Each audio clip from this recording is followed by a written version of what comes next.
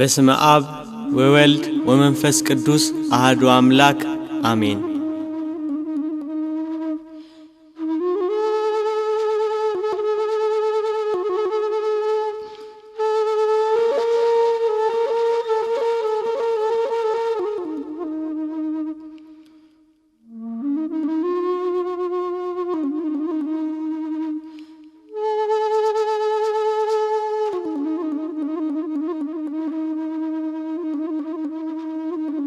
ጌታችን መድኃኒታችን ኢየሱስ ክርስቶስ በምድር ያደረጋቸው ተአምራት።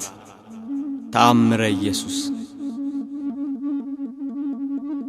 አዳም በሲኦል ተጥሎ በእግረ ዲያብሎስ ይቀጠቀጣል። ሞት በአዳም እንደመጣ ሁሉ ሞት የገዛቸው አዳምና ልጆቹ በገሃነም እሳት ይጣላሉ። በሲኦል ያሉ ነፍሳት ወደ ሰማይ አሻግረው ተስፋ የተደረገላቸውን ቀናት ይናፍቃሉ። ሕገ እግዚአብሔርን በጣሰው በአዳም በደል የሰው ልጆች የወጡባት ገነት በእሳታዊ መልአክ በብርሃን ሰይፍ ትጠበቃለች።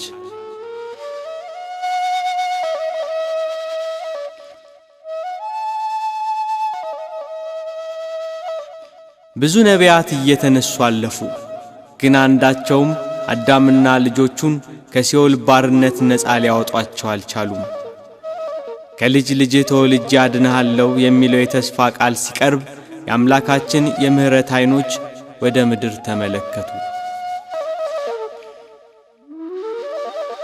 ፍጥረታት ሳይፈጠሩ አዳም ሳይበድል ለእናትነት የተመረጠች እመቤት ከሐናና ከኢያቄም አብራክ ተገኘች።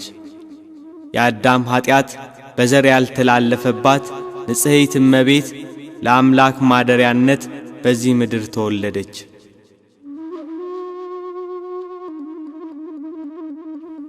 3 ዓመት በእናትና አባቷ ቤት 12 ዓመት በቤተ መቅደስ አደገች። መላእክት የዕለት ምግቧን እያመጡላት ከሰማይ ሰማያዊ ዝማሬ ከምድር የካህናቱን ምስጋና እያዳመጠች እናታችን ቅድስት ድንግል ማርያም አደገች።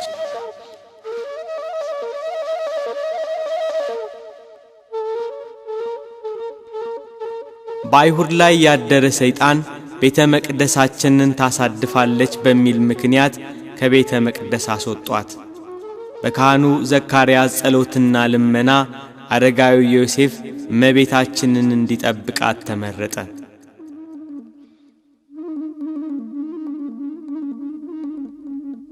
የመዳን ቀን ደረሰ። እግዚአብሔር ከላይ ከአርያም ሆኖ ምድርን ጎበኛት። የዘመኑ ፍጻሜ በደረሰ ጊዜ እግዚአብሔር ከሴት የተወለደውን ከሕግም በታች የተወለደውን ልጁን ላከ ብሎ ቅዱስ ጳውሎስ ለገላትያ ሰዎች እንደነገራቸው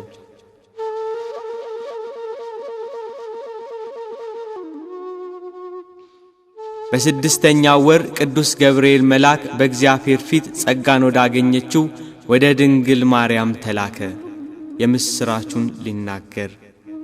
አምላክ ወደ ምድር መጥቶ ሰው ሆኖ የሰውን ልጅ ለማዳን ንጽሕናዋን ወዶ ለእናትነት እንደመረጣት ሊያበስራት መጣ።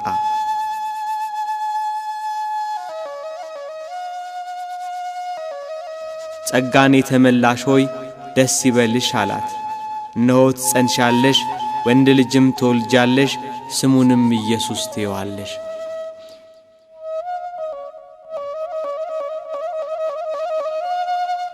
በክርስቶስ በቤተልሔም መወለድ የጥሉ ግድግዳ ፈረሰ። ሰውና መላእክት በአንድነት ዘመሩ።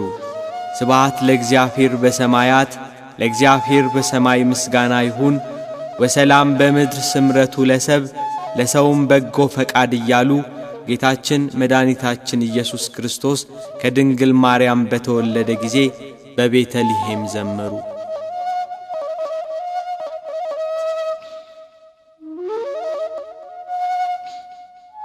ሰማይ ዙፋኔ ናት፣ ምድርም የእግሬ መረገጫ ያለ አምላክ ለእናትነት በመረጣት ንጽሕት እመቤት አማካኝነት በጠባብ ደረት ባጭር ቁመት ተወሰነ።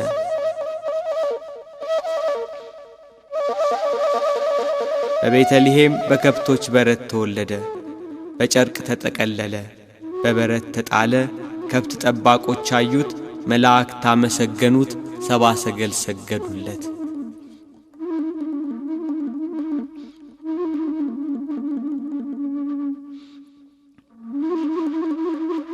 እናታችን ቅድስት ድንግል ማርያም ከመጸነሷ በፊት መልአከ እግዚአብሔር እንደነገራት ስሙን ኢየሱስ ብላ ሰየመችው።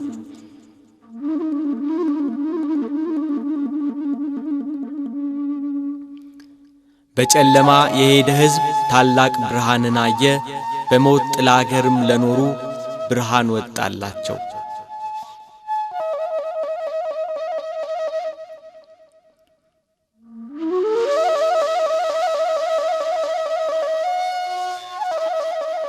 እግዚአብሔር ለሰው ልጆች ሁሉ ያዘጋጀውን ማዳን ሳያይ እንዳይሞት ትንቢት የተነገረለት አረጋዊ ስምዖን በኢየሩሳሌም ይኖር ነበር። ስምዖን የእስራኤልን መጽናናት ይጠባበቅ ነበር። ጻድቅና ትጉህ የእግዚአብሔርን መንፈስ በእርሱ ላይ ነበር።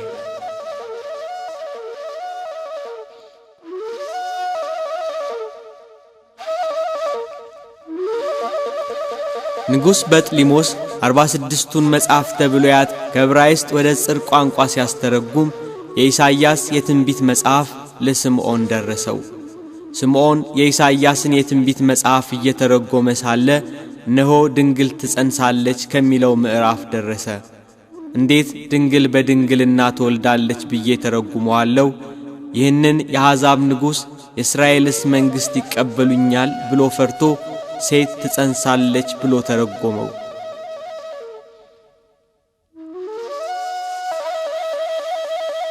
እንቅልፍ መጥቶበት ተኛ። ቢነቃ ሴት የሚለው ተፍቆ ድንግል ተብሎ ተጽፎ አገኘው። ድንግል የሚለውን ፍቆ ሴት ብሎ ጻፈው። ዳግም እንቅልፍ መጥቶበት ተኛ። ቢነቃ ሴት ብሎ የጻፈው ተፍቆ ድንግል ተብሎ ተጽፎ አገኘው። ሶስቴም ይህ ሁኔታ ቀጠለ። በሶስተኛው ከእንቅልፉ ነቅቶ ፍቃለሁ ሲል እግዚአብሔር በተዋህዶ ያከበረው ወልድን ሳያይ እንዳይሞት መንፈስ ቅዱስ ተገልጾ ተናገረው።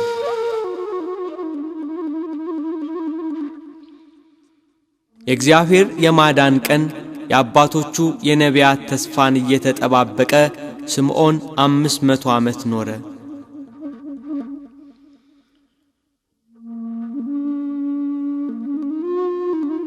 ከመቤታችን ከቅድስት ድንግል ማርያም ሰው ሆኖ በሥጋ የተገለጸውን እግዚአብሔር ወልድን በኦሪት ሥርዓት መሠረት ወደ ኢየሩሳሌም ወሰዱት።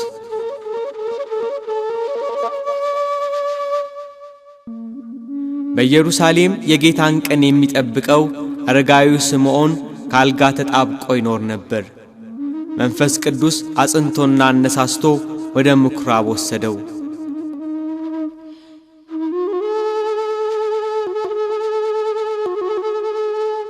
ዮሴፍና እመቤታችን ጌታን ወደ ቤተ መቅደስ ባገቡት ጊዜ አረጋዊው ስምዖን ተቀብሎ አቀፈው። ጌታን በማቀፉ ታደሰ፣ ኃይልና ብርታት ሆነው። አንደበቱን ከፍቶ እያመሰገነ ተናገረ።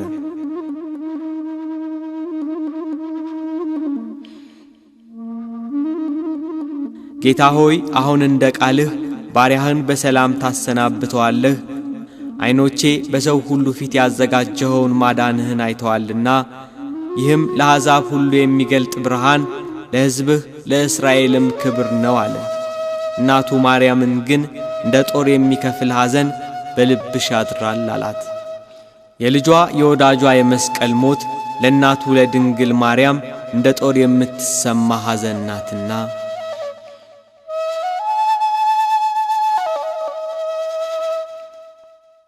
የአራስነት ወራቷ ሳይፈጸም የተወለደው ንጉሥ ማንነት ግራ ያጋባው ጥንተ ጠላታችን አውሬው ዲያብሎስ እመቤታችንን በሄሮድስ አድሮ ከሀገር ሀገር አሳደዳት።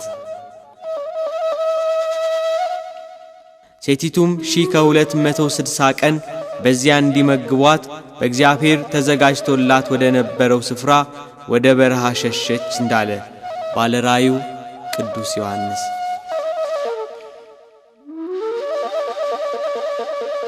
ከሄሮድስ ወታደሮች ሸሽታ ከሀገር ሀገር ተሰደደች። ልጇን እንዳይገሉት በቅፏ ከልላ 3 ዓመት ከ6 ወር ተሰደደች።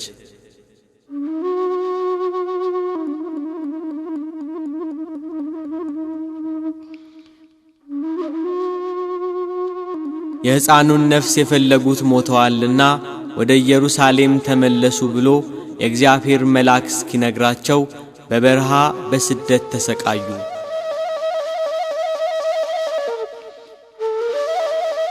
ሄሮድስ ከሞተ በኋላ ድንግል ማርያም ጌታችን ኢየሱስ ክርስቶስን አዝላ ወደ ኢየሩሳሌም ተመለሰች።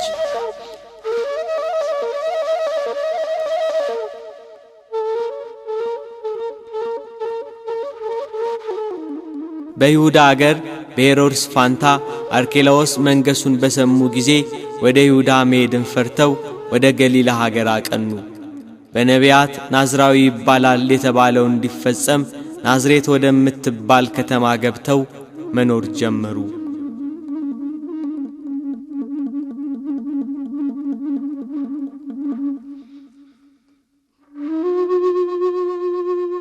ጌታችን ኢየሱስ ክርስቶስ በሥጋ ተገልጿልና ጥቂት በጥቂት አደገ። ሕፃናትን የሚያሳድግ ጌታ እንደ ሕፃናት አደገ። እንደ እግዚአብሔር እየሠራ እንደ ሰው ተመላለሰ። ከኀጢአት በቀር ፍጹም ሰው ሆነ።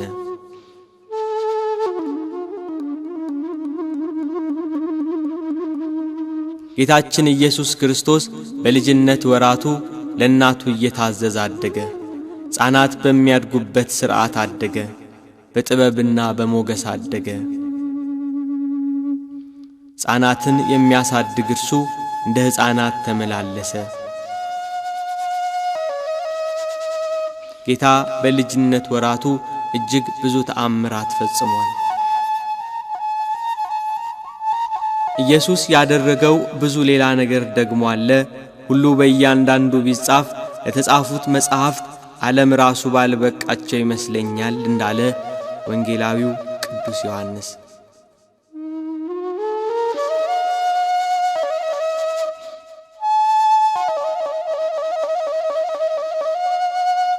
ጌታችን መድኃኒታችን ኢየሱስ ክርስቶስ የ5 ዓመት ልጅ በነበረ ጊዜ ከወንዝ ወርዶ ይጫወት ነበር።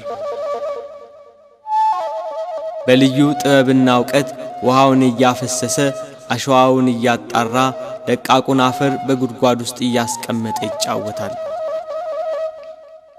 የላመውን ደቃቅ አፈር ጭቃ አድርጎ 12 የወፍ ቅርጽ ሠራ። ይህን እያደረገ የሚጫወትበት ቀን ዕለተ ሰንበት ነበር። አብረው የሚጫወቱ ሕፃናት አብረውት ነበሩ። አንድ አይሁዳዊ ጌታ የሚሠራውን አይቶ ወደ ዮሴፍ ሄዶ ሕፃኑ ኢየሱስ በሰንበት መደረግ የማይገባውን ጭቃ እያቦካ 12 የወፍ ምስል ሠራ ብሎ ጌታን ከሰሰው።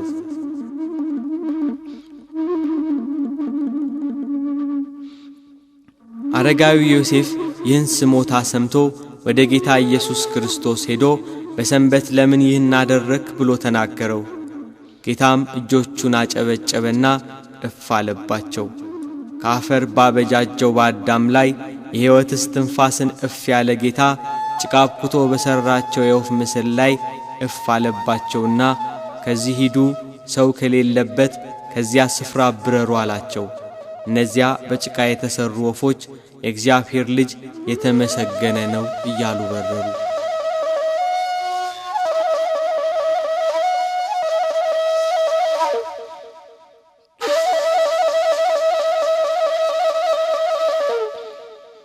ከእርሱ ጋር የሚጫወቱ ሕፃናት እንደርሱ ጭቃ ለውሰው የወፍ ምስል ሠሩ። ከዚያ ከጠዋት እስከ ማታ ጉሮሯቸው እስኪያብጥ በእነዚያ ከጭቃ በተሠሩ ወፎች ላይ እፍ አሉባቸው። አንዳቸውም አልበረሩም።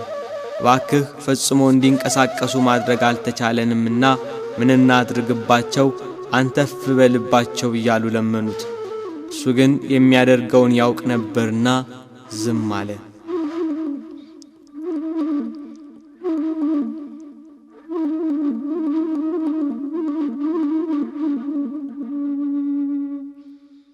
አንድ ሕፃን ግን ጭቃውን እፍ በማለቴ አዋፍ የሆኑ ዘንድ እባክህ ሥልጣን ስጠኝ እያለ አብዝቶ ለመነው። ሕፃኑ ኢየሱስም ሂድና የድንግል ማርያም ልጅ ተነስታችሁ ብረሩ ብሏቸዋል ብለህ እፍ በልባቸው አለው። እንደ ተባለው ብሎ እፍ አለባቸው። አዋፍ ሆነው በረሩ። ዳግም ግን ከጭቃ ለውሶ እፍ ቢልባቸው ሊበሩ አልቻሉም። ይህ ሕፃን ድጋሚ እንዳልበረሩለት ሲያውቅ ወደ ጌታ እያለቀሰ ተመለሰ። ነገር ግን እሱ ተሰውሮ ነበርና አላገኙትም። ለሕፃናቱ ወላጆች፣ ለአካባቢው ሰዎች ነገሩ አስደንጋጭና አስፈሪ ሆነባቸው።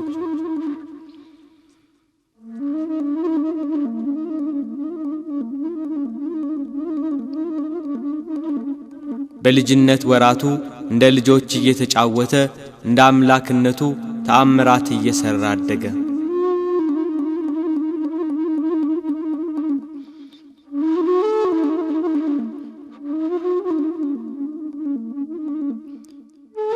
በሌላ ጊዜ ጌታችን ኢየሱስ ክርስቶስ በሕፃንነት ወራቱ ከሕፃናቱ ጋር ሲጫወት አንድ ሕፃን ሲሮጥ የጌታን ልብ መታው።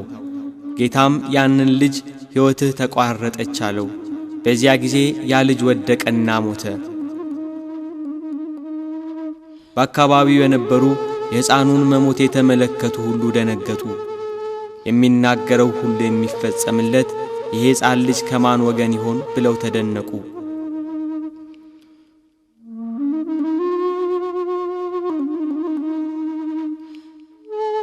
የሞተው ልጅ ዘመዶች ስለ ልጃቸው አለቀሱ።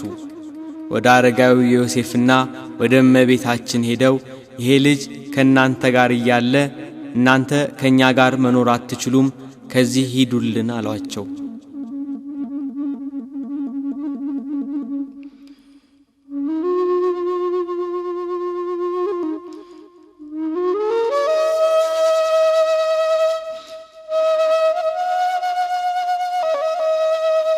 አንድ ጊዜ ጌታ በልጅነት ወራቱ እንደ ሕፃናት በሰገነት ሆኖ ከልጆች ጋር ይጫወታል። ሕፃናቱ ተሰባስበው እንዳሉ ከሕፃናቱ መሃል አንድ ሕፃን ከሰገነቱ ላይ ወደቀና ሞተ። የዚያ ሕፃን ልጅ ስም ዜኑ ይባላል። አብረውት የሚጫወቱ ሕፃናት የልጁን መውደቅ ሲመለከቱ ፈርተው ሸሹ። ጌታችን ኢየሱስ ክርስቶስ ግን በዚያ ሰገነት ላይ ብቻውን ቀረ።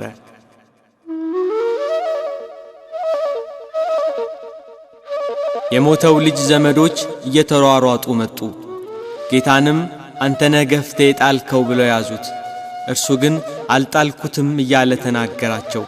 እጅግ ብዙ ዘበዘቡት፣ መረመሩት። ከመሃላቸው ወጥቶ ወድቆ ወደ ሞተው ልጅ ሄዶ በታላቅ ድምፅ ዜኑ ዜኑ ብሎ ተጣራ። አልዓዛር አልዓዛር ከመቃብር ውጣ ብሎ አልዓዛርን ከመቃብር እንደጠራው ዜኑ ዜኑ ብሎ ተጣራ።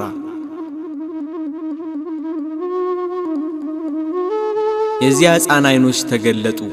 ጌታም ያን ሕፃን ጠየቀው። ዜኑ እኔ ነኝ ከገደል የጣልኩህ አለው። ያም ሕፃን አይደለም አንተ አልጣልከኝም ብሎ በዘመዶቹ ፊት መሰከረ።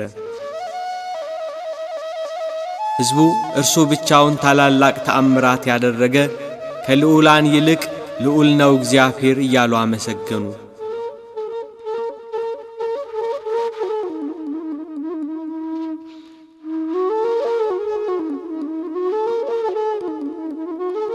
ጌታ የ7 ዓመት ልጅ ሳለ እናቱ ቅድስት ድንግል ማርያም ውሃ ይቀዳላት ዘንድ ላከችው። በጥበብና በሞገስ ለእናቱ እየታዘዘ አደገ እንዳለ መጽሐፍ። በመንገድ ላይ ውሃ የሚቀዳበት ገንቦ ተሰበረ። ልዑለ ባሕሪ ሁሉን የሚያደርግ ድንቅ አምላክ ነውና ውሃውን በለበሰው ልብስ ይዞ ወደ እናቱ ተመለሰ። እመቤታችን ቅድስት ድንግል ማርያም በነገሩ ፈጽማ ተደነቀች። የሚያደርገውን እየተመለከተች በልቧ ተጠብቀው ነበር እንዳለ ቅዱስ መጽሐፍ።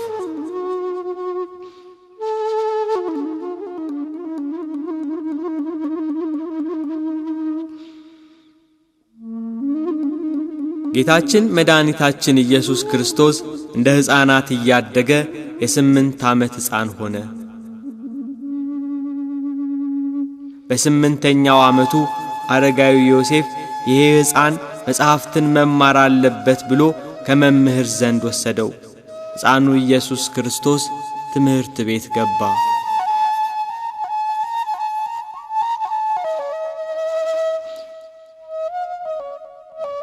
መምህሩ አልፋና ቤጣ በል ብሎ ጌታችንን አዘዘው።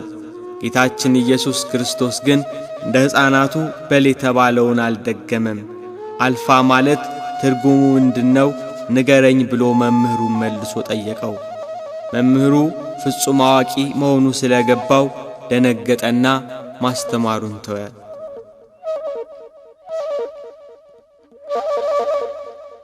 በሌላ ጊዜ መምህሩ ሲጽፍ ጌታችን ኢየሱስ ክርስቶስ ቀዩንና ጥቁሩን ቀለም ወስዶ ደባለቀበት።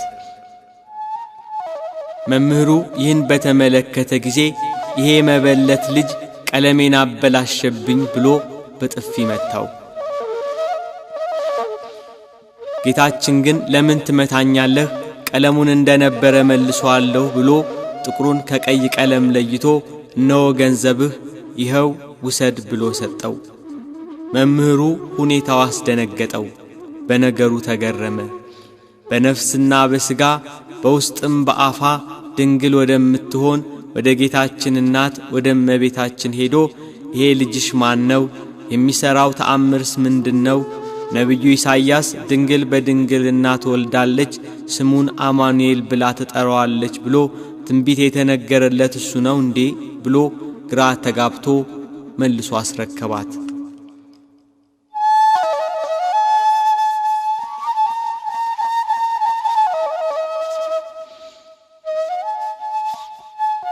ጌታ ከኃጢአት በስተቀር ሰው የሚሰራውን ሁሉ ይሰራ ነበር። በልጅነት ወራቱም እንደ ልጆች ይጫወት ነበር።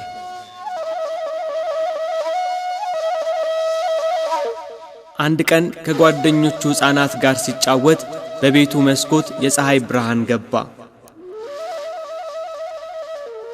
አማኑኤል የተባለ ጌታችን ኢየሱስ ክርስቶስ በፀሐይ ጮራ ወይንም በፀሐይ እግር ላይ ወጥቶ ተቀመጠ። አብረውት ያሉ ሕፃናት ኢየሱስ በፀሐይ ጨረር ላይ እየተመላለሰ ሲጫወት ሲያዩ ሕፃናቱ እነርሱም እንደርሱ በፀሐይ እግር ላይ መቀመጥ ፈልገው ከቤቱ ጣራ ላይ ወጡ። በፀሐይ ጨረር ላይ ዘለን እንቆማለን እያሉ ቢዘሉ ወደ መሬት ወድቀው ሞቱ። አካባቢው በልቅሶ ታወከ። ልጆቻቸው የሞቱባቸው ዘመዶች እመቤታችንን ልጅሽ በምን ጥበብ ነው በፀሐይ ጮራ ላይ የተቀመጠ? የኛ ልጆች ልጅሽን አይተው እንደርሱ ለማድረግ ሞክረው እየወደቁ ሞቱብን ብለው አንገላቷት። ልጇን ኢየሱስ ክርስቶስን ይዘው ደበደቡት። ለምን ትደበድቡኛላችሁ ብሎ ወደ ሞቱት ሕፃናት ሄደ።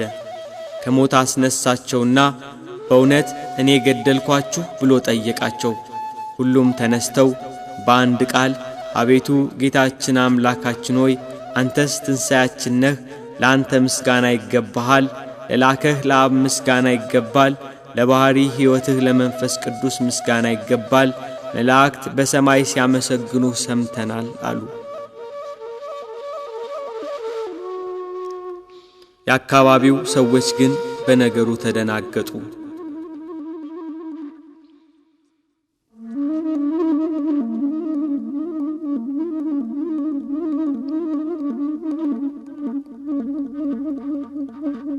ጌታ የ12 ዓመት ልጅ ሲሆን እንደ ልማዳቸው የፋሲካን በዓል ሊያከብሩ አረጋዊው ዮሴፍና እናቱ ክብርት እመቤታችን ጌታን ይዘው ወደ ኢየሩሳሌም ወጡ።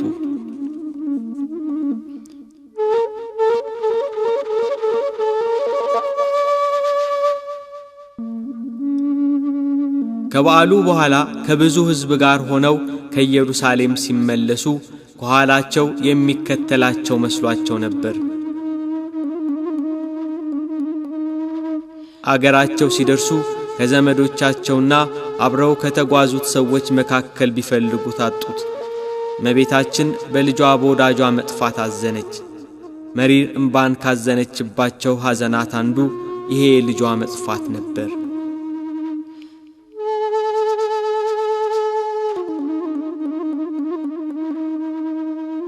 ከዮሴፍ ጋር ወደ ኢየሩሳሌም ተመልሰው ይፈልጉት ጀመር። እርሱ ግን በኢየሩሳሌም ከሊቃውንት ጋር በምኵራብ ውስጥ ተቀምጦ ከካህናቱ ጋር እየተከራከረ ከነቢያት መጻሕፍትና ከኦሪትም እየጠቀሰ የተሰወሩትን ምሳሌያት ሁሉ እያብራራ ያስረዳቸው ሊቃውንቱንም ይጠይቃቸው ነበር። በምኵራቡ ሲያገኙት እናቱ ልጄ ሆይ ስለምን እንዲህ አደረግክ አለችው። ሕፃኑ ኢየሱስም ስለምን ፈለጋችሁኝ? በአባቴ ቤት እሆን ዘንድ እንዲገባኝ አላወቃችሁምን አላቸው።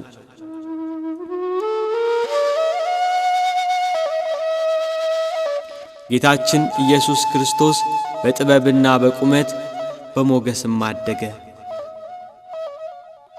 ኢየሱስ በዚህ መጽሐፍ ያልተጻፈ ሌላ ብዙ ምልክት በደቀ መዛሙርቱ ፊት አደረገ እንዳለ ቅዱስ ዮሐንስ ወንጌላዊ።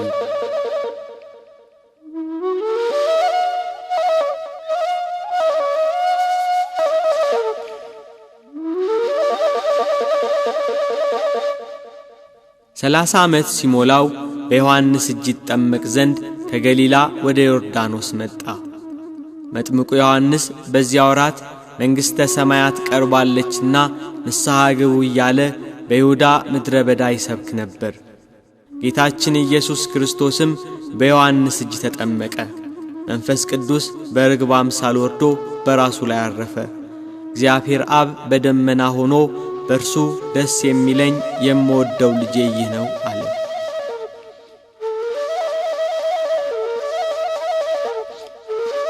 ከተጠመቀ በኋላ ወደ ገዳመ ቆሮንጦስ ገባ። ሕግ ሰሪ ነውና ጾምን የሕግ መጀመሪያ አደረጋት። ሥራውን በጾም ጀመረ። ጾም ለምግባርና ለትሩፋት መሠረት ናትና። ከጾመ በኋላ ተራበ። ረሃቡም የፈቃድ ረሃብ ነው እንጂ እንደኛ ረሃብ አይደለም። በዚህ ወቅት የሚፈታተነው ዲያብሎስ ወደ እርሱ ቀረበ። እግዚአብሔር አብ የምወደው ልጄ ይህ ነው ብሎ ሲመሰክር ሰምቶአልና የእግዚአብሔር ልጅ ከሆነ ብሎ እውነት የእግዚአብሔር ልጅ ከሆንክ እነዚህ ድንጋዮች እንጀራ እንዲሆኑ በል አለው። ጌታችን ኢየሱስ ክርስቶስም መልሶ ሰው በእግዚአብሔር አፍ በሚወጣው ቃል ሁሉ እንጂ በእንጀራ ብቻ አይኖርም ተብሎ ተጽፏል አለው። ይህንን የስስት ፈተና ድል ነሳው። በዚህ የተረታ ሰይጣን ወደ ቅድስት አገር ወደ ኢየሩሳሌም ወሰደው። እርሱ የሚወስደው ሆኖ አይደለም፣ ፈቃዱን አውቆ ሄደ እንጂ።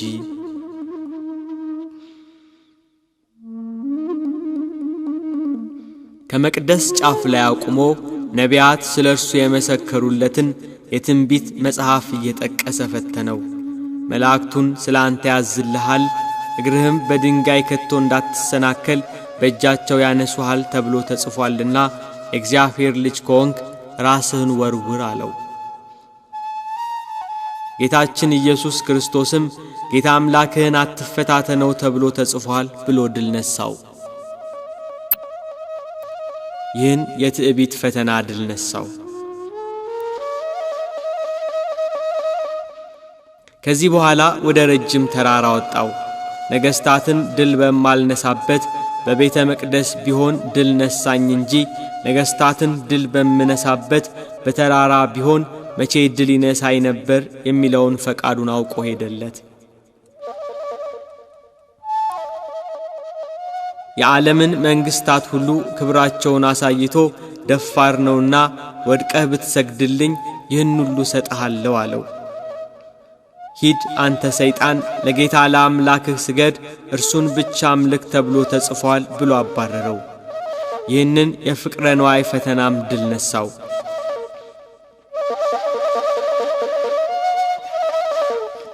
እናንተም እነዚህን 3 ታላላቅ ፈተናዎች ድል ንሷቸው ሲል ከኋላዬ ዞር በል ብሎ በኋላ ከሚነሱ ከምእመናን ሁሉ አባረረው። እንደ ጢስ ተኖ እንደ ትቢያ በኖ ጠፋ። ከዚህ በኋላ በአይሁድ ላይ አድሮ እስኪያሰቅለው እስከ ዕለተ ዓርብ ድረስ ተወው።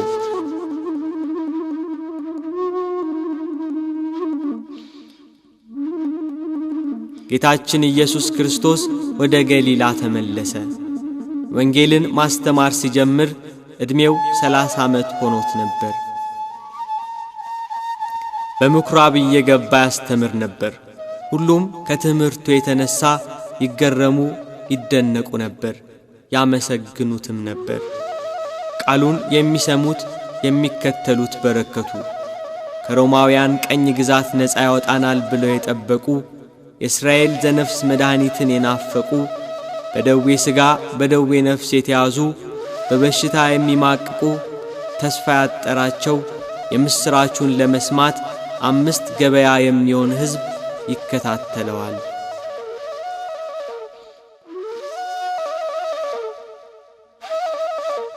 ጌታ በምድር በተመላለሰበት ጊዜ እጅግ ብዙ ድንቅ ተአምራት አድርጓል።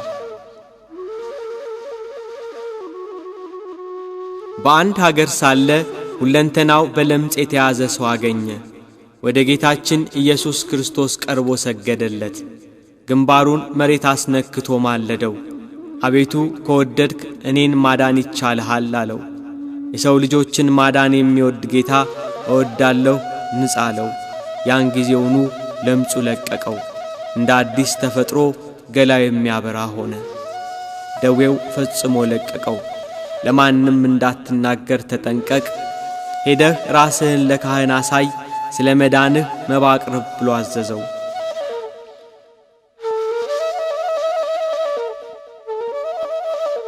የሚከተሉት በረከቱ። ብዙ ሕዝብም ሊሰሙትና ከደዌያቸው ሊፈወሱ ይሰባሰቡ ነበር። በልዩ ልዩ ደዌ የተያዙ የታመሙ ሁሉ፣ አጋንንት ያደሩባቸው ሰዎች፣ በጨረቃ የሚነሳባቸው ሰዎች፣ ሽባዎችንም ወደ እርሱ አመጡ። እርሱ የሕይወት መድኃኒት ነውና ዳናቸው። ብዙ ሕዝብም ተከተለው።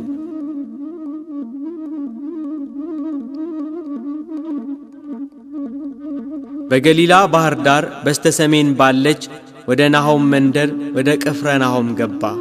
ጌታችን ኢየሱስ ክርስቶስ እየተዘዋወረ ሲሰብክ መኖሪያው ቅፍርናሆም ነበር። ወደ ቅፍርናሆም ሲገባ ልጁ የታመመበት የጌታን ተአምራት የሰማ አንድ የመቶ አለቃ ወደ ጌታ ኢየሱስ ክርስቶስ እየገሰገሰ መጣ። ጌታን ባገኘው ጊዜ ብላቴናዬ ሽባ ሆኗል፣ እጅግ እየተሰቃየ በቤቴ ተኝቷል፣ አድንልኝ ብሎ ለመነው። እሺ መጥቼ ፈውሰዋለሁ አለ ጌታ።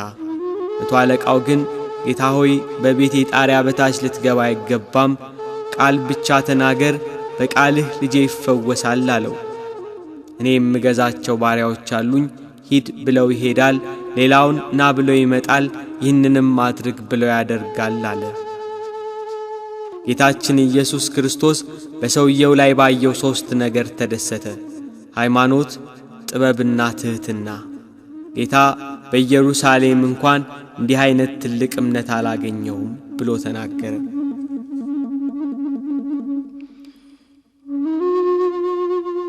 የሰውየው እምነት አስደስቶታልና ሂድ እንዳመንክ ይሁንልህ አለው።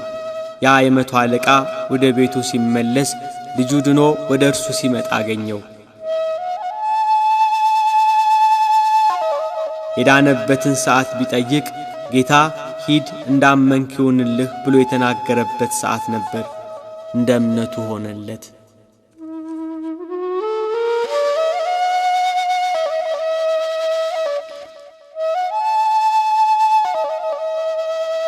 ጌታ ወደ ባህር ማዶ ተሻግሮ ጌርጌሴኖን በሚባለው በመቃብር ስፍራ ሊያልፍ ከታንኳይቱ ወጣ። በዚያ በመቃብር ስፍራ አጋንንት የሰለጠነበት እርኩስ መንፈስ የሚያሰቃየው የአካባቢው ሕዝብ የሚፈራው አንድ በሽተኛ ሰው ነበር። ሰንሰለቱን ይበጣጥሳል፣ የታሰረበትን እግረ ብረት ይሰባብራል። ያሸንፈው የሚችል ሰው አልነበረም። በዚያ ጨለማ መቃብር ሌሊትና ቀን ይጮኻል። ማንም ሰው ደፍሮ በአካባቢው አያልፍም ነበር። ድንጋይ ይዞ ሰዎችን እያባረረ ይገላል። ሰውነቱን በድንጋይ እያደማ ያቆስላል። ጌታችን ኢየሱስ ክርስቶስ በዚያ ሲያልፍ ከመቃብር ወጥቶ ተገናኘው። የተከተሉት ሐዋርያት ፈርተው በሩቅ ቆሙ። የአጋንንት ያደረበት ሰው ጌታችን ኢየሱስ ክርስቶስን ባየው ጊዜ ተንቀጠቀጠ፣ ሰገደለት። አጋንንቱ እየጮኸ የልዑል እግዚአብሔር ልጅ ሆይ ካንተ ጋር ምን አለኝ? እንዳታሰቃየኝ ለምንሃለሁ እያለ ተማጸነው። ጌታችን ኢየሱስ ክርስቶስም ስምህ ማን ነው ብሎ ጠየቀው። ለዚያ ሰው ላይ ያደሩ ብዙ አጋንንት ነበሩና ስሜ ሌጊዮን ነው አለ። ሌጊዮን ማለት ጭፍራ ማለት ነው። ጌታ ኢየሱስ ክርስቶስ እነዚያ ርኩስ መናፍስት ከዚህ ሰው እንዲወጡ አዘዛቸው። አጋንንቱ ግን ከሀገር ውጭ እንዳይሰዳቸው አጥብቀው ለመኑት። በተራራ ጥግ ብዙ የሪያ መንጋ ተሰማርቶ ነበርና ወደ ሪያዎቹ እንግባ ብለው ተማጸኑት። ፈቀደላቸው። አጋንንቱ ከሰውየው ላይ እየወጡ ወደ ሪያዎቹ ገቡ።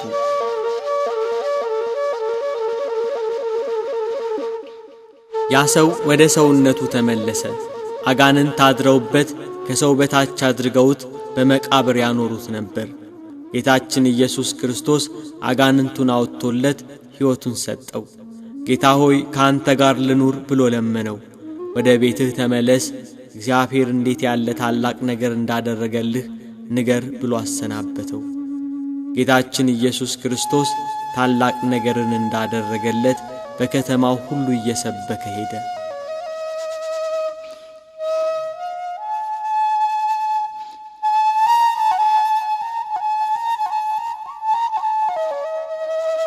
አስራ 12 ዓመት ደም ሲፈሳት የነበረች አንዲት ሴት በኢየሩሳሌም ትኖር ነበር። መድኃኒትን ፍለጋ ብዙ ባለ መድኃኒት ጋር ሄዳ ነበር። ገንዘቧን ሁሉ ከስራ መፍትሄ አላገኘችም ነበር። ተሰቃየች። የአካባቢው ሰዎች ዓይንሽን ላፈር ብለው አራቋት። ከሰው ተገልላ በአፍረት ተሸማቃ ትኖር ነበር። ይህች ሴት ስለ ኢየሱስ ክርስቶስ ሰማች። አንድ ጊዜ ጌታችን ኢየሱስ ክርስቶስ በሚከተሉት ሕዝቦች ተከቦ ወንጌልን እያስተማረ ሲያልፍ ቀርቤ የልብሱን ጫፍ ብነካ ድናለሁ ብላ አሰበች። በሕዝብ መሃል ተጋፍታ ገብታ የልብሱን ጫፍ ዳሰሰች። ወዲያው የደም ምንጯ ደረቀ። ከስቃዩም እንደዳነች በሰውነቷ አወቀች። ጌታ ወደ ሕዝቡ ዞሮ ልብሴን የዳሰሰ ማን ነው አለ። ደቀ መዛሙርቱ ተገረሙ። ይሄ ሁሉ ሕዝብ እየተጋፋው እንዴት ልብሴን ማን ነካ ይላል ብለው አሰቡ። ጌታ ያቺን የ12 ዓመት ደም የፈሰሳት ሴት ተመለከታት። በርኅራኄው በምሕረቱ ዓይኖቹ ፈለጋት። እግሩ ስር መታ ተንበረከከች። እውነቱን ሁሉ ነገረችው። ልጄ ሆይ እምነትሽ አድኖሻል፣ በሰላም ሂጂ፣ ከስቃይሽም ተፈውሰሻል አላት። እርሱ ሕያው መድኃኒት ነውና ለሁሉም መድኃኒትና ፈውስን ይሰጣል።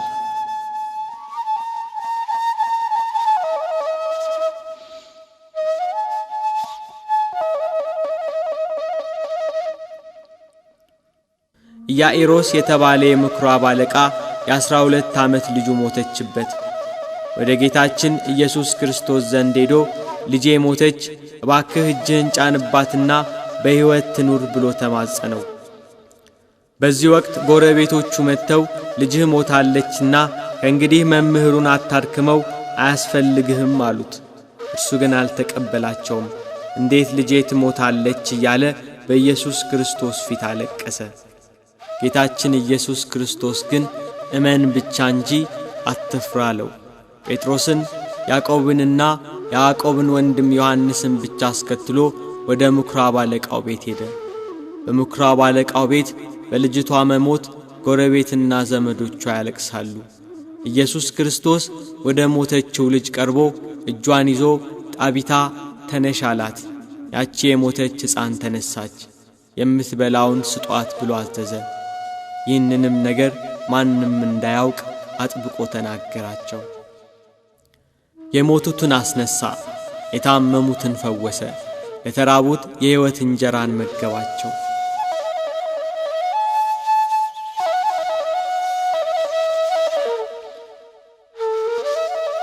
ሲያልፍ ከመወለዱ ጀምሮ እውር የሆነ ሰው አየ።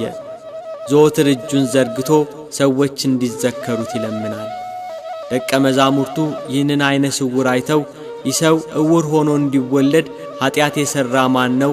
እርሱ ወይስ ወላጆቹ ብለው ኢየሱስ ክርስቶስን ጠየቁት።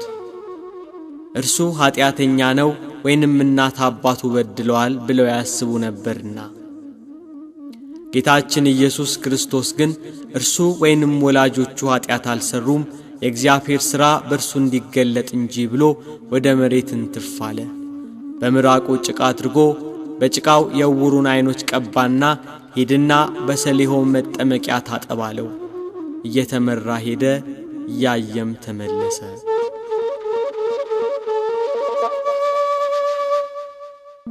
ሁሉም አይኑ ታውሮ በመንገድ ዳር ተቀምጦ ሲለምን ያውቁት ነበር። አይኖቹ በርተውለት ቢያዩ እርሱ ነው አይደለም ብለው ተገረሙ። ሌሎች እርሱ ነው፣ ሌሎች ደግሞ አይደለም እርሱ አይደለም አሉ። እርሱ ግን እኔ ነኝ አለ። ታዲያ አይኖችህ እንዴት ተከፈቱ?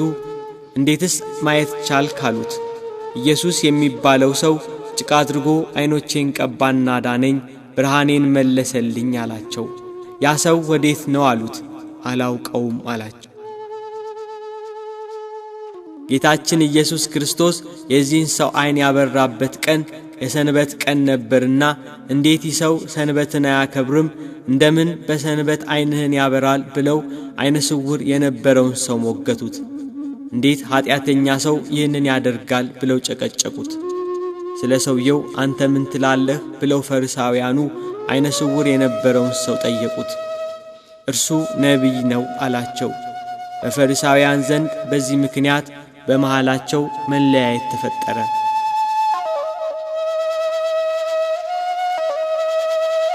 እውር የነበረውን ሰው ወላጆች ጠሩና ይሄ እውር ሆኖ የተወለደው ልጃችሁ ነው? ብለው ጠየቋቸው። አዎን አሉ እናትና አባቱ። ይሄ ልጃችን ነው፣ እውር ሆኖ እንደተወለደ እናውቃለን አሉ። አይኖቹን ማን እንደከፈተ ግን እኛ እናውቅም፣ እርሱ ሙሉ ሰው ነውና ራሱን ጠይቁት አሉ። ፈሪሳውያኑን ፈርተዋልና። ፈሪሳውያኑ ያንን አይነ ስውር የነበረ ሰው መልሰው ጠርተው እግዚአብሔርን አክብር፣ ይሄ ኢየሱስ የተባለው ሰው ኃጢአተኛ መሆኑን እኛ እናውቃለን አሉ። ፈሪሳውያኑ በሰንበት አይነ ስውር ለነበረ ሰው የአይኑን ብርሃን ስለመለሰለት። አይነ ስውሩ ግን መልሶ ኃጢአተኛ መሆኑን አላውቅም፣ አይነ ስውር እንደነበርኩ አሁን ግን ለአይኔ ብርሃን ሰጥቶ ማየት እንደምችል አውቃለሁ አላቸው። እኛ ግን ከወዴት እንደሆነ አናውቅም፣ እኛ የሙሴ ደቀ መዛሙርት ነን አሉ። እርሱ የሙሴ ጌታ እንደሆነ አልገባቸውም።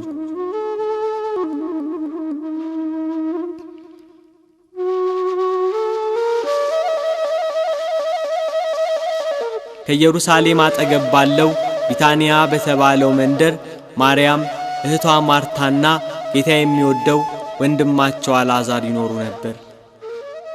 ጌታን በቤታቸው እየተቀበሉ ያስተናግዱት ነበር። ጌታ ሆይ እነሆ የምትወደው ታሟል፣ ሳይሞትብን ድረስ ብለው መልእክተኛ ላኩበት። ይሄ አልዓዛር ሕመም የእግዚአብሔር ልጅ እርሱን አስነስቶ በጌትነት ይገለጥ ዘንድ ነው እንጂ ለሞት አይደለም ብሎ መልእክተኞቹን መለሳቸው። ጌታችን ኢየሱስ ክርስቶስ መታመሙን ሰምቶ 2 ቀን በነበረበት ስፍራው አለ። ለኢየሩሳሌም 15 ምዕራፍ ያህል ቅርብ ወደ ነበረችው ወደ ቢታንያ መንደር መልእክቱ በደረሰው በ4ኛው ቀን ጌታችን ኢየሱስ ክርስቶስ መጣ። አልዓዛር ሞቶ ዘመዶቹና እህቶቹ አልቅሰው ገንዘው ቀብረውት ነበር። ማርታ የኢየሱስ ክርስቶስን የመምጣት ወሬ ስትሰማ ልትቀበለው ወጣች። ጌታ ሆይ አንተ በዚህ ኖረህ ቢሆን ወንድሜ ባልሞተ ነበር አለችው።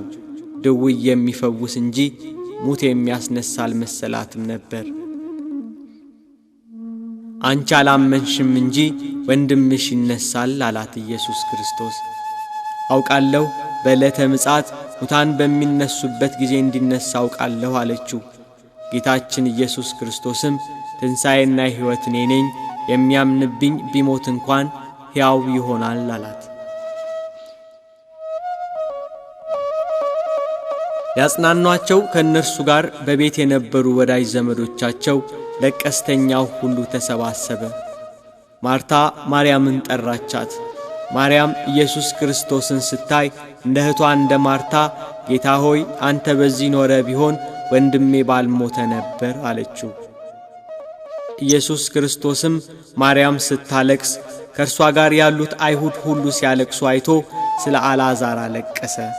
በመንፈሱ አዘነ፣ በራሱም ታወከ፣ እንባውን አፈሰሰ። ወዴት አኖራችሁት አለ። ነገሩት። የሚከተሉትን አዘዛቸው።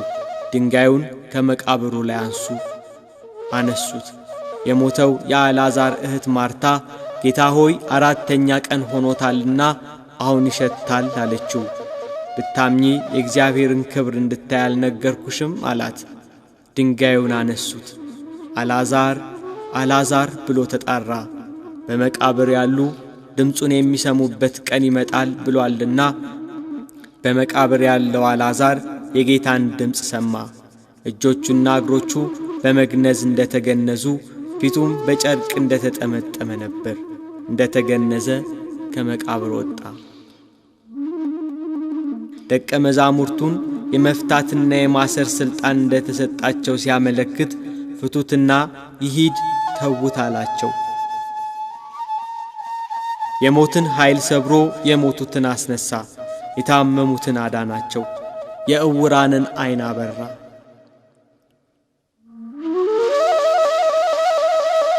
ይህን ሁሉ ያደረገ ጌታን ራሱን የእግዚአብሔር ልጅ አድርጓል። በሰንበት የታመሙትን አድኗል። ቤተ መቅደሳችንን አፍርሱት፣ በሦስተኛው ቀን እሠራዋለሁ ብሏል ብለው ከሰሱት። ኀጢአት ያልሠራ ባንደበቱ ሐሰት ያልተናገረ እርሱን ከሰሱት። ሰው በሆነበት ወራት በፈቃዱ ተራበ። ከሃሊ እንደመሆኑ የተራቡ ብዙ ሕዝብን በጥቂት እንጀራ አጠገባቸው። ነገር ግን አይሁድ ከሰሱት። እንደ ተገዢ ራሱን መቱት። የሁሉ ገዢ እንደመሆኑ ከኀጢአት ቀንበር ነፃ አደረገን። ነገር ግን አይሁድ በሸንጎ አቁመው ከሰሱት። መከራን ተቀበለ። ኀጢአትን ይቅር የሚል እርሱን ኀጥእ አሉት። በመኳንንት ላይ የሚፈርደውን ፈረዱበት። ኀጢአትን ያጠፋ ዘንድ ስለ ሁላችንም ኀጢአት ተላልፎ ተሰጠ።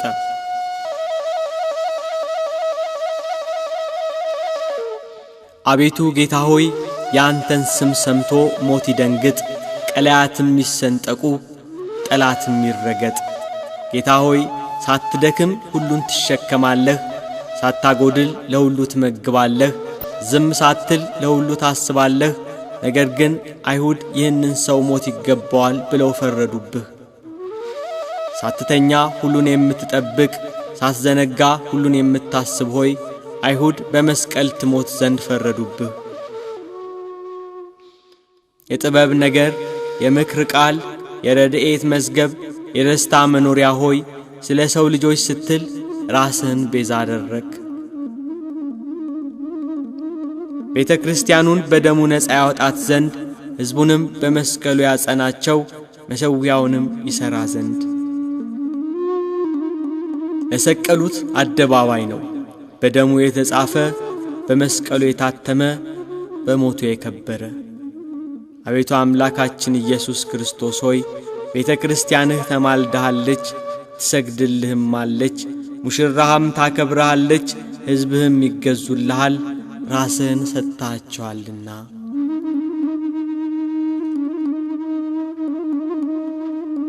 የአይሁድ መምህራን የካህናት አለቆች ከገዢው ከጲላጦስ ጋር ሊፈርዱበት በአደባባይ አቆሙት። እንደ ሌባ የኋሊት አሰሩት። ሊፈርዱበት በአደባባይ አቆሙት። የሕይወት ራስን የሾህ ዘውድ ደፉበት። ብርሃንን እንደ ልብስ የሚያጎናጽፈውን ልብሱን ገፈው ቀይ ግምጃ ለበሱት። እንደ ልማዳቸው በፋሲካ በዓል ማንን ልፍታላችሁ? ኢየሱስ ወይስ በርባንን አላቸው። በርባን ይሻለናል አሉ። ኢየሱስን ሲላቸው ስቀለው ስቀለው አሉት። ከወንበዴዎች ጋር ቆጠሩት። ወደ እንጨትም አውጥተው ምሕረት የሌለው ስቅለትን እንደ ሕጋቸው ሰቀሉት።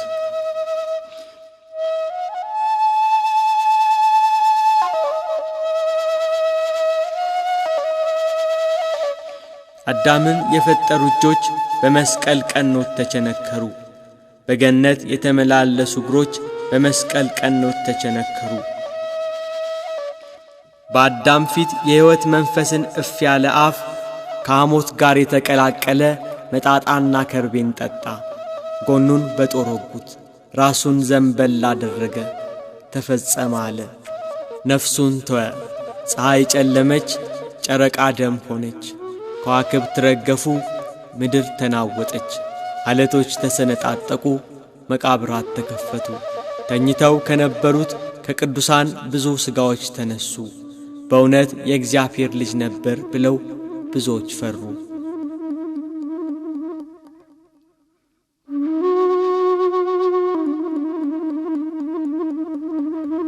ከእንጨት አውርደው በመቃብር አኖሩት። ሞትን ድል አድርጎ እንደሚነሳ ፈርተው መቃብሩን እንዲያስጠብቅ ፈሪሳውያኑ ተሰባስበው ለጲላጦስ ነገሩት። መቃብሩን በድንጋይ አትመው በጭፍሮች አስጠበቁ። በሰንበት ቀን ሲነጋ መግደላዊት ማርያምና ሁለተኛይቱ ማርያም መቃብሩን ሊያዩ መጡ። እነሆ የጌታ መልአክ ከሰማይ ስለወረደ ታላቅ መናወጥ ሆነ። መልአኩ መልኩ እንደ መብረቅ ልብሱም እንደ በረዶ ነጭ ነበር። ጠባቆችም እርሱን ከመፍራት የተነሳ ተናወጡ፣ እንደ ሞቱም ሆኑ። የእግዚአብሔር መልአክ ሴቶቹን አላቸው፣ አትፍሩ፣ የተሰቀለውን ኢየሱስን እንድትሹ አውቃለሁ። እንደ ተናገረ ተነስቷል፣ በዚህ የለም ብሎ የትንሣኤውን የምሥራች ነገራቸው።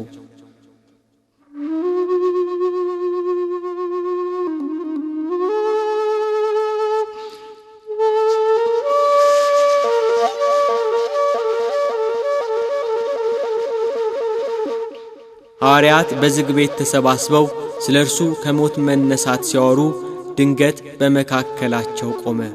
ሰላም ለእናንተ ይሁን አላቸው። እኔ ራሴ እንደሆንኩ እጆቼና እግሮቼን እዩ ብሎ እጆቹና እግሮቹን አሳያቸው። ከሙታን ተለይቶ ተነስቷል። ሞት ሊይዘው አልቻለምና ሞትን አሸንፎ ተነስቷል።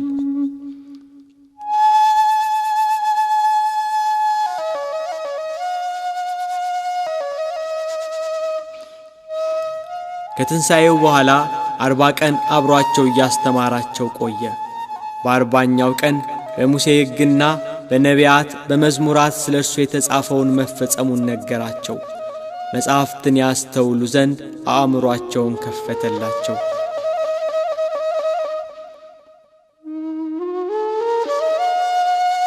ክርስቶስ መከራን ይቀበላል፣ በሦስተኛው ቀን ከሙታን ይነሳል፣ በስሙም ንስሐና የኃጢአት ስርየትን ከኢየሩሳሌም ጀምሮ በአሕዛብ ሁሉ ይሰብካል ተብሎ ተጽፏል። እናንተም ለዚህ ምስክር ናችሁ። እነሆ አባቴ የሰጠውን ተስፋ እኔ ልክላችኋለሁ።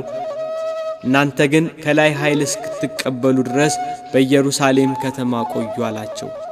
እስከ ቢታንያ አወጣቸው። እጆቹንም አንስቶ ባረካቸው፣ ወደ ሰማይ አረገ።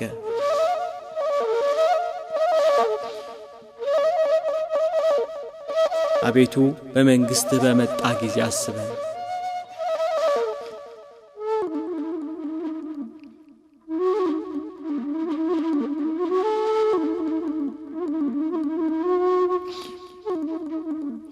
ምስጋና ይሁን ለአብ ለወልድ ለመንፈስ ቅዱስ ዛሬም ዘወትርም ለዘለዓለሙ አሜን።